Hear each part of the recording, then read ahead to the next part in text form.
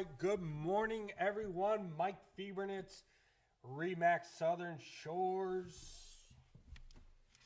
coming to you for another Fiebernitz Friday, where we throw Casual Friday out the window, still ending the week on a high note, wearing the suit, the tie, and the customary pocket square. So let's go ahead and jump into the numbers for this week's market mashup and then transition to this week's topic. So for the condo market, no change this past week, but you're still up this year compared to last year, 1.6%.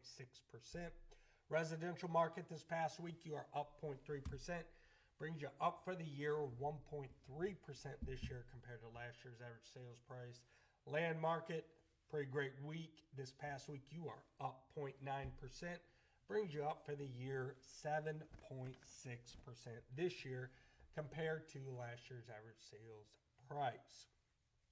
So this week's topic is basically centered around some questions, or basically some crucial questions to ask any realtor when you go to hire them to sell your home.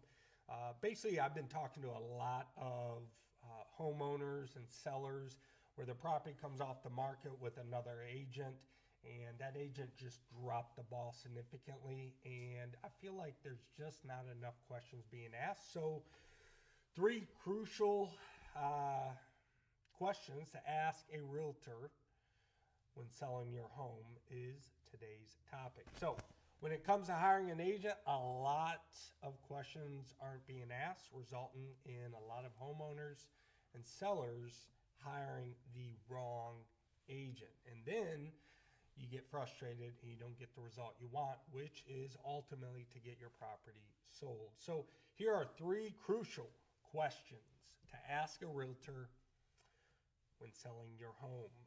Number 1, how did you arrive at my home value?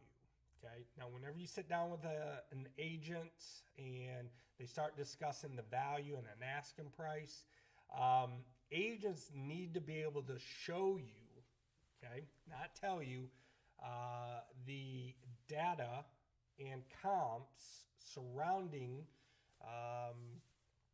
or to basically back their value, or the value that they're giving you on your property that they're trying to get you to hire them to sell. Okay, without it, it's just they're kind of taking a number out of the air. So you want to be able to look at the data and the comps, and then have the agent come to the conclusion on why they came to that number. And this also will ensure 2 things. 1, they have the knowledge to justify this value during the negotiations. And 2, they're not inflating the price just to get your business.